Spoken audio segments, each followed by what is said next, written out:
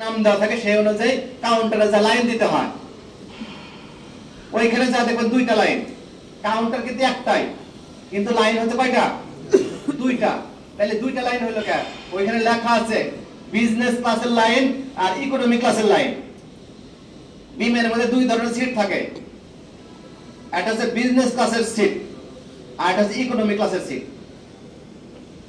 Business ক্লাসের seat গুলা সাধারণত বিমানের সামনে হয়, বড় হয়, ওগুলা টিকিটের দাম বেশি। আর আপনার যেহেতু এজেন্সি টিকিট কেটে দেয়, কখনো বেশি দামে টিকিট কেটে দেয় না, সবসময় আপনার টিকিট হবে ইকোনমি ক্লাসের টিকিট। এই সিটগুলো বিমানের মাঝখানে হয়, বিমানের পিছনে হয়।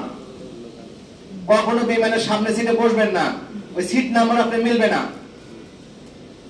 আপনি যদি কার ধরে বসেন, সিট নাম্বার মিলবে না, ওই টিকিট আপনার না, আপনার সিট হবে হয় বিমানের মাঝখানে না হলে বিমানের পিছনে। ওগুলো হচ্ছে বিজনেস ক্লাসের টিকিট, আপনি নিজেও কাটতে পারেন, বেশি দাম দিয়ে কাটতে হইতো আগে, টিকিটের দামই বেশি। ওগুলো একটু বড় সড়ো থাকে, আরামে যাওয়া যায়। বিমানে ঢুকে দেখবেন বিমানের সিটগুলো তো সামনে সিটগুলো তো অনেক সুন্দর, আর মাঝখানে সিটগুলো তো ছোট ছোট গায়ে, পিছনে সিট ছোট ছোট গায়ে। না, ওই সিট হচ্ছে বিজনেস ক্লাসের সিট, ওই টিকিটের দাম বেশি। অনেকে যে কাজটা করে বিমানের সিট পড়তে একদম পিছনে লেজের মধ্যে, বিমানের লেজের মধ্যে, ওই সিটগুলো সাধারণত পাশের মতো ছোট ছোট, মানে আরাম করে বসা যাবে অত না। আর সামনে যেগুলো বড় সড়ো, মানে অনেক আরাম করে বসা যায়, টিকিটের দাম বেশি বেশি, অনেক আরাম করে বসা যাবে না। অনেকে যে কাজটা করে সেটা হচ্ছে তার সিট হচ্ছে ইকোনমি ক্লাসের সিট, সেটা হচ্ছে বিমানের পিছনে লেজের মধ্যে। উনি দেখে যে সামনের সিটগুলো তো খালি আছে, উনি কেউ বসে নাই, মানে ওই সিটগুলো তো সবসময় বিক্রি হয় না, সিটগুলো সবসময় কি হয় না, বিক্রি হয় না, তাহলে খালি থাকবে। সে চিন্তা করলো আমি তো বাসে এরকম বসি, পিছনে তার সামনে বসি, বিমানে তো আমাকে সিটের পিছনে দিছে, সামনে সিটটা তো খালি আছে, যা বসি গে। এটা বাসে করা গেল, বিমানে করা যায় না। এটা বাসে হয় কিন্তু বিমানে হয় না। যদি আপনি বসেন তাহলে বিমানবালা আছে, বিমানবালা আপনাকে তুলে দিবে, আপনি লজ্জা পাবেন, শরম পাবেন।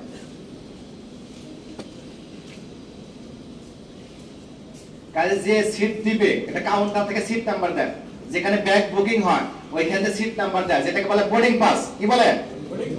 Boarding pass. একটা সাধারণ কাগজে বোর্ডিং পাস, এরকম একটা কার্ড দিবে বা কাগজ দিবে, যেটাকে বলে বোর্ডিং পাস।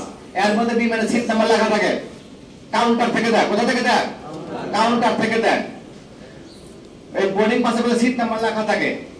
বিমানের টিকিটের মধ্যে কখনো সিট নাম্বার লেখা থাকে না। বিমানের টিকিটের মধ্যে লেখা থাকে বিমানটা কয় তারিখে ছাড়বে, কি বারে দিন ছাড়বে, কয়টার সময় ছাড়বে, বিমানের মধ্যে খাবার দেবে কিনা, বিমানটা ট্রানজিট হবে কিনা, এগুলো লেখা থাকে।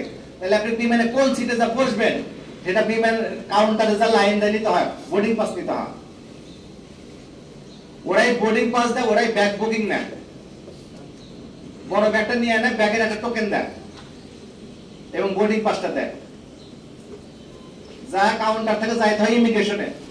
ইমিগ্রেশনে যাওয়ার আগে দেখবেন আরেকটা কাগজ দিছে, যেটা বলে ইমিগ্রেশন কাগজ, ইমিগ্রেশন ফর্ম বলে। কি বলে? Immigration form. এটা গুগল আছে, আপনি মোবাইলে যদি লেখেন এয়ারপোর্টে ইমিগ্রেশন ফর্ম, আপনি মোবাইলে পাওয়া যাবে। শুধু এয়ারপোর্টে নাই, আপনি মোবাইলেই পাবেন। শুধু লেখেন, গুগলে যা লেখেন এয়ারপোর্টে ইমিগ্রেশন ফর্ম, এই ফর্মটা এয়ারপোর্টে আপনি ফ্রি পাবেন। একটা চাইলে দুইটা দেয়, অনেক সময় একটা লেখালেখি ভুল হইতে পারে, এই জন্য দুইটা দেয়। ওই ফর্মটা আপনাকে লিখতে হবে, ইমিগ্রেশন ঢোকার আগে ফর্মটা লিখতে হয়। আর যদি মোবাইলে ডাউনলোড করে বাড়ির লোকদের লিখে নেন তাও হয়। এজেন্সি, অনেক এজেন্সির কাছে আছে, ওরা অনেক সময় লিখে দেয়, তাও হয়।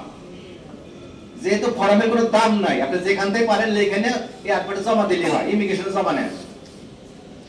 সিম্পল একটা লেখা। কি লিখতে হয়? নাম, দেশের নাম, জন্ম তারিখ, পাসপোর্ট নাম্বার, বিমানের ফ্লাইট নাম্বার, একটা সিগনেচার দিতে হয় এবং ওই দিনকে একটা তারিখ দিতে হয়, যেদিন এয়ারপোর্টে গেছেন ওই তারিখ দিতে হয়। সহজ জিনিসটা।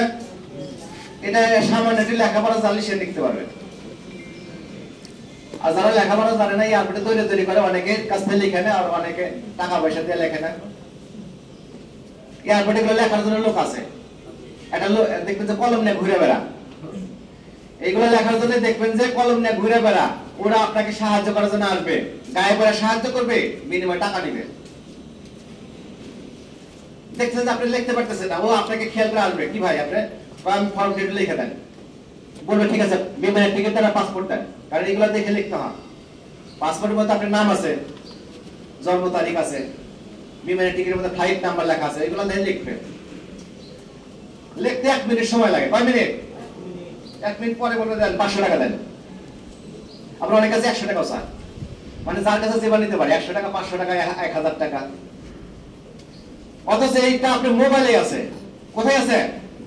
আপনার মোবাইলে, গুগলে আছে। শুধু মোবাইল থেকে কাগজটা বের করে লিখে নিয়ে যেতে হয়।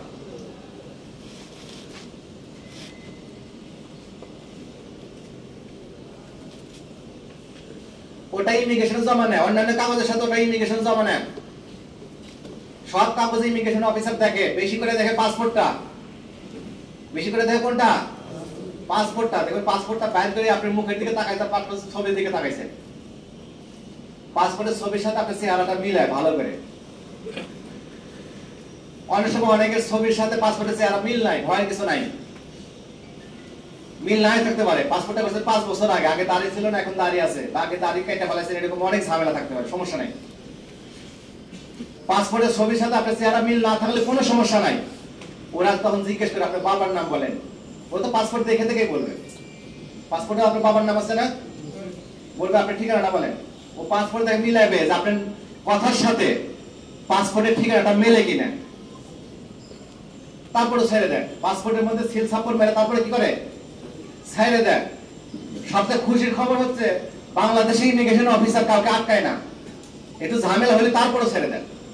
হয়তো কিছুক্ষণ আপনাকে বলবে, নাম ঠিকানা বলেন, তারপরে কি আপনাকে ছেড়ে দিবে। যদি জাল ভিসাতে যান তাও ছেড়ে দেন। জাল ভিসা ধরা পরে ওই দেশে ইমিগ্রেশনে যায়, বিদেশের ইমিগ্রেশনে। বাংলাদেশ এয়ারপোর্ট এত সোজা।